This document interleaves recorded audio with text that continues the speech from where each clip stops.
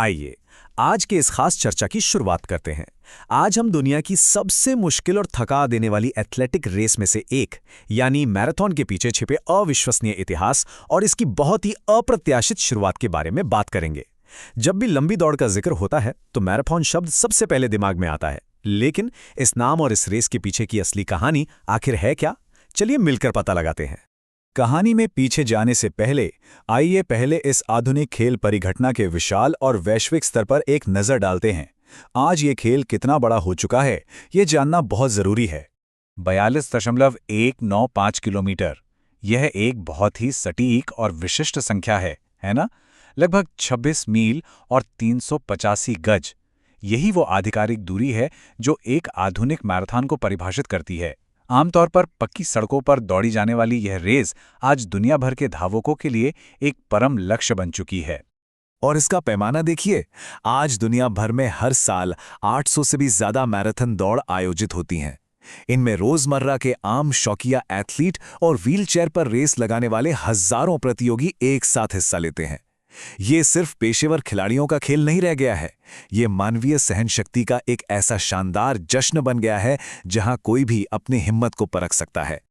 अब आधुनिक समय से थोड़ा पीछे चलते हैं, उस मशहूर यूनानी किंवदंती की ओर जिसने सहनशक्ति के इस आधुनिक परीक्षण को प्रेरित किया। ये सब एक बहुत ही खास प्राचीन कहानी से शुरू हुआ था। इस आयोजन की जड़ें इतिहास में बहुत गहरी हैं, सीधे 490 ईसा पूर्व के अगस्त या सितंबर महीने तक। ये वो समय था जब मैराथन के युद्ध में फारसियों की ऐतिहासिक हार हुई थी। ये सिर्फ एक युद्ध नहीं था, अनजाने में ही सही, इसने आने वाले हजारों सालों के लिए एक वैश्विक खेल की नींव रख दी थी। तो वो इंसान कौन था जिसने इस पूरी किंवदंती को जन्म दिया? सबसे ज्यादा सुनी जाने वाली कहानी के मुताबिक फिडिपिड्स या फिलिपिड्स नाम के एक यूनानी सैनिक को एक बेहद अहम काम सौंपा गया था। उसे मैराथन के युद्ध के मैदान से एथेंस शहर तक की पूरी दूरी दौड़कर तय करनी थी, वो भी बिना एक पल रुके, ताकि वो जीत की खबर पहुंचा सके। जरा सोचिए, उस वक्त उस पर कितना भारी शारीरिक तनाव रहा होगा। इस नाटकीय कहानी में दावा किया जाता है कि एथेंस की सभा में पहुंचते ही उस पूरी तरह से थक चुके संदेशवाहक ने पूरी ताकत से जीत के यही शब्द चिल्लाए, हम जीत गए। और ऐसा कहते ही वो गिर पड़ा और वहीं मौके पर ही उसकी मौत हो गई।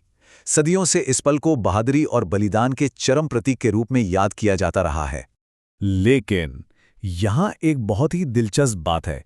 इस खास दौड़ का सबसे पहला जिक्र घटना के तुरंत बाद नहीं, बल्कि कई सदियों बाद सामने आया। पहली शताब्दी ईस्वी में प्लूटार्क ने पहली बार इसका उल्लेख किया। और इससे भी ज्यादा चौंकाने वाली बात पता है क्या है? कहानी का जो संस्करण आज सबसे ज्यादा मशहूर है, वो असल में दूसरी शताब्दी ईस्वी में लूसियन नाम के एक व्यंग्यकार ने लिखा था, और वो भी एक मजाकिया लहजे में। और यहीं से इस कहानी में एक बड़ा ऐतिहासिक मोड़ आता है, वो पल जहां ये मशहूर किंवदंती वास्तविक ऐतिहासिक रिकॉर्ड से टकराती है।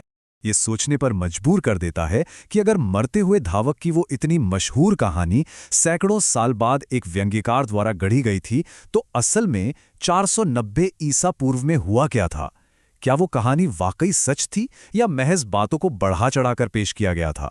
सबसे अहम बात यह है कि फिडिपिड्स की जिस कहानी को आज ज्यादातर लोग पत्थर की लकीर मानते हैं, उसकी ऐतिहासिक सच्चाई को लेकर एक बहुत बड़ा विवाद है।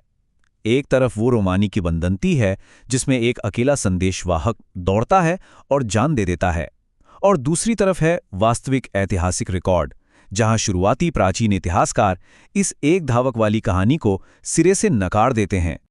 चलिए अब उन असली प्राचीन दस्तावेजों की ओर मुड़ते हैं और देखते हैं कि उस दौर की वास्तविक महाकाव्य यात्रा असल में क्या थी। जब ग्रीक फारसी युद्धों के सबसे भरोसेमंद और प्राथमिक ऐतिहासिक स्रोत की बात आती है, तो इतिहासकार हेरोडोटस का नाम सबसे ऊपर आता है। और मजेदार बात यह है कि हेरोडोटस उस संदेशवाहक फिलिपीड्स के बारे में एक बिल्कुल ही अलग कहानी बयां करते हैं। उनका वृत्तांत उस रोमानी कहानी से जरा भी मेल नहीं खाता जो हमने पहले सुनी थी। हेरोडोटस लिखते हैं कि फिलिपिड्स एथेंस की ओर जीत का जश्न मनाने नहीं दौड़ा था, बल्कि उसे फारसियों के खिलाफ सैन्य मदद की गुहार लगाने के लिए स्पार्टा भेजा गया था। और ये युद्ध जीतने के बाद की नहीं, युद्ध शुरू होने से पहले की बात है। उसने मदद मांगने के लिए एक बेहद लंबी और थका देने वाली वापसी यात्रा पूरी की थी। 240 किलोमीटर, जी हां, 150 मील से भी ज्यादा। यह वो चौंका देने वाली दूरी है जो उस संदेशवाहक ने एथेंस और स्पार्टा के बीच सिर्फ एक तरफ की यात्रा में दौड़कर तय की थी। यानी आज की मैराथन से लगभग 6 गुना ज्यादा। असल इतिहास की यह दौड़ उस किंवदंती से कहीं कहीं ज्यादा मुश्किल और लंबी थी। इसके अलावा हेरोडोटस एथेंस की तरफ दौड़ने वाले किसी एक अकेले संदेशवाहक का जिक्र तक नहीं करते।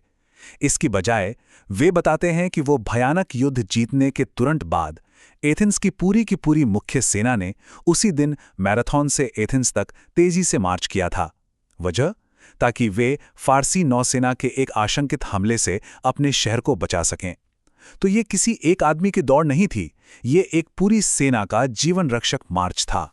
तो देखा जाए तो सेना के उस ऐतिहासिक मार्च और एक व्यंग्यकार की रोमानी किंवदंती को आपस में मिलाकर 1896 के आधुनिक ओलंपिक खेलों में मैराथन को एक मुख्य खेल के रूप में जन्म दिया गया।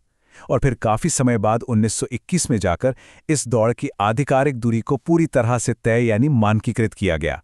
इतिहास और मिथक का यही अनोखा सम्मिश्रण आज के इस महान खेल की बुनियाद है। सच में क्या ये बात हैरान नहीं करती कि आज लाखों लोग एक ऐसी रेस में अपने शरीर को चरम सीमा तक ढकेलते हैं जो असल में एक विवादित किंवदंती और दूसरी शताब्दी के एक मजाक से प्रेरित है। ये सोचने पर मजबूर कर देता है कि हमारी ऐसी और कितनी विशाल आधुनिक परंपराएं होंगी जो प्राचीन इतिहास और सदियों पुराने मिथकों के ऐसे ही दिलचस्प मिश्रण पर टिकी हैं। इसी विचार के साथ आज की इस चर्चा को यहीं रोकते हैं। इस ऐतिहासिक सफर में साथ जुड़ने के लिए बहुत बहुत धन्यवाद।